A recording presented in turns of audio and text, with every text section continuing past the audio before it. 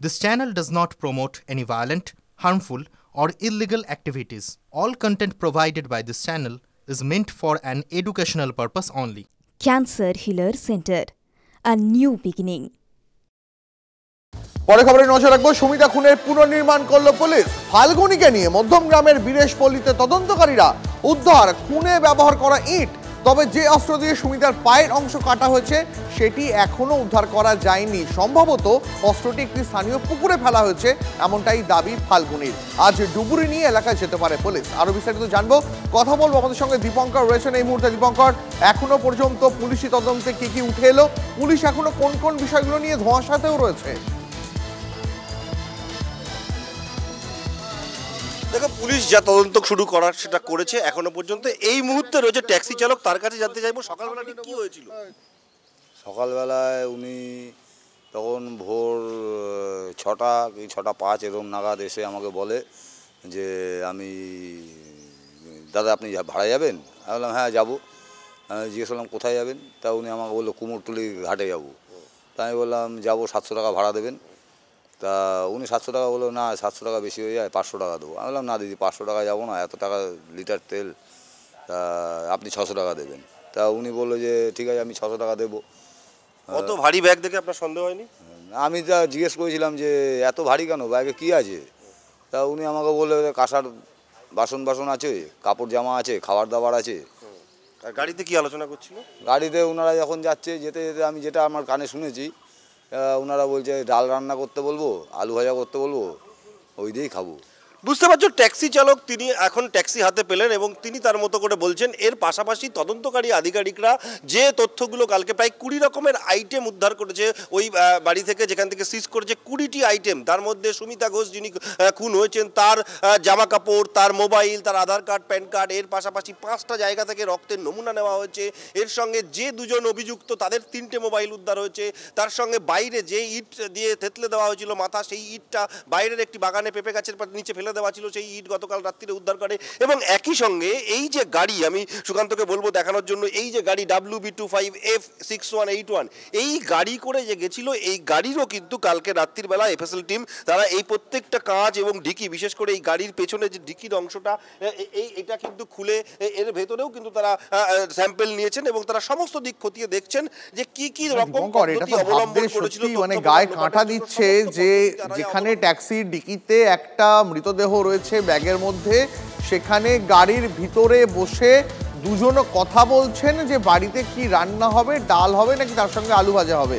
যে ট্যাক্সি চালক এই দুই মহিলাকে নিয়ে গিয়েছেন আহরিটোলা পর্যন্ত, সেই ট্যাক্সি চালকের সঙ্গে সম্ভব হলে আরেকবার কথা বলে জানার চেষ্টা করো যে তারা আর কি কি আলোচনা করছিলেন ট্যাক্সির ভিতরে বসে, যখন ট্যাক্সির ডিকিতে তারা পিসি শাশুড়ি দেহ নিয়ে যাচ্ছে। যখন এই দেহ নিয়ে যাচ্ছিলেন তখন এর ভিতরে আর কি আলোচনা করছিলেন? এখানে বসে এই যে বলছে যে ডাল রান্না করতে বলবো, আলু ভাজা করতে বলবো, ওই দিয়ে খাওয়া দাওয়া করবো। তাছাড়া গান শুনতে চাওয়া বা আদার্স কিছু? না না, এই সমস্ত কোনো কিছুই আমাকে বলেনি ওনারা। কিছু মানে শুনছিলেন, মানে আর কি কিছু শুনেছেন? না, আমি আর কিছু শুনিনি। আমি আলোচনাটা কি, মানে ওখানে কেন যাচ্ছিল?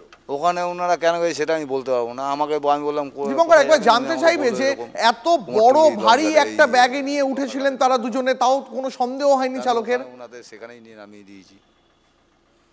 আপনার কোনো রকম সন্দেহ হয়নি? এত বড় একটা ভারী ব্যাগ, আপনি তো ব্যাগে সহযোগিতাও করেছেন তোলার ক্ষেত্রে, টিকিটে তোলার ক্ষেত্রে। হ্যাঁ করেছি, আমি তো এয়ারপোর্টে ভাড়া কাটি। এয়ারপোর্টে তো সব প্যাসেঞ্জারই তো বড় বড় ট্রলি নিয়ে আসে, অনেক ওয়েট থাকে, তাই এরকম তুলি। তাই এটাও দেখছি অনেক ভাড় আছে, তাই আমি ভেবেছি হয়তো কিছু আছে। তা আমি জিজ্ঞাসা করেছি, তা আমাকে বলছে কাঁসার বাসন আছে, জামা কাপড় আছে, খাবার আছে। তা আমি আর কিছু জিজ্ঞাসা করিনি। বুঝতে পারছো, কাঁসার বাসন, জামা কাপড়। এবং অনেক ধন্যবাদ তোমাকে, নজর রাখো। যে ভ্যান রিক্সায় চাপিয়ে ব্যাগবন্দি সুমিতা ঘোষের দেহ নিয়ে যাওয়া হয়েছিল, সেই ভ্যান রিক্সা চালকের সঙ্গেও কথা বলেছিলাম আমরা। তিনি কি বলছেন শুনুন। সকালবেলা আমি বসে আছি, হ্যাঁ একজন ভদ্রলোক আসতে এসেছি, এসে বলছে তোমাকে ডাকছে, ওখানে পুকুর পাড়ে দাঁড়িয়ে আছে তো ভদ্র মহিলা। আমি গেছি। কত টাকার ভাড়া হয়েছিল? 130 টাকা। আচ্ছা, 130 টাকায় আপনাকে কি কি করতে হলো? কিছু করতে হয়নি, ওরা ট্রলি ব্যাগটা ঘর থেকে বের করলো, নিচে রাখলো, সিঁড়ি নিচে রাখলো, ওখান থেকে ধরে 3 জন। আপনাকে কি হেল্প করতে হয়েছিল? একটু বাঁধ দিয়ে হেল্প করেছি।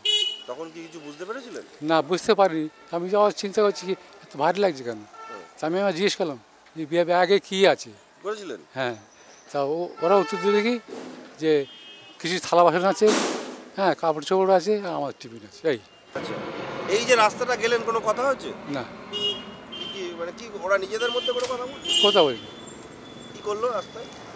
ওখানে গিয়ে লাফালাম, দুজনকে টেনে টেনে ওপারে গেলাম, গিয়ে ট্যাক্সি ধরলো, মাছ তুললো, চলে।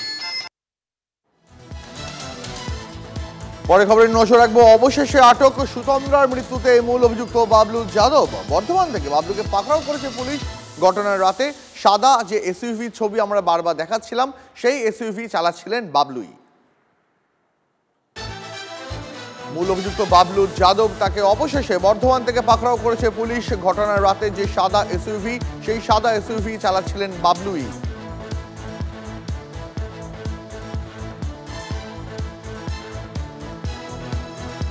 দেখুন, রেশারেশিতে দুর্ঘটনা ঘটলেও পুলিশ কি করছিল, কোথায় ছিল হাইওয়েতে পুলিশের নজরদারি?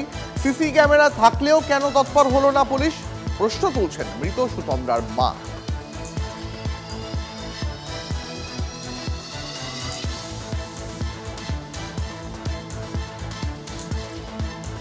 আপনার কাছে কোটি টাকার ক্যামেরা আছে, ঠিক আছে? আপনি ক্যামেরাটা নিয়ে রাত্রিবেলা কোথাও যাচ্ছেন, আপনাকে পিছন থেকে কোনো গাড়ি এসেছে, কোটি টাকার ক্যামেরাটা আপনার নেবে, আপনি কি করবেন? দাঁড়িয়ে থেকে কোটি টাকার ক্যামেরাটা দিয়ে দেবেন তার হাতে? না, আপনি কি করবেন? সেই গাড়িটা যতবার আপনার সামনে আসবে আপনি ততবার চাইবেন গাড়িটাকে আমি ওভারটেক করে বেরিয়ে যাব, চাইবেন তো? যেখানে সিসিটিভি ফুটেজ বার করছে পুলিশ, সেখানে নিশ্চয়ই সিসিটিভি ফুটেজটা মনিটরিং চলে। এই তো নয় যে সিসিটিভিটা চলেই যাচ্ছে, সেখানে লোক নেই জন্যেই।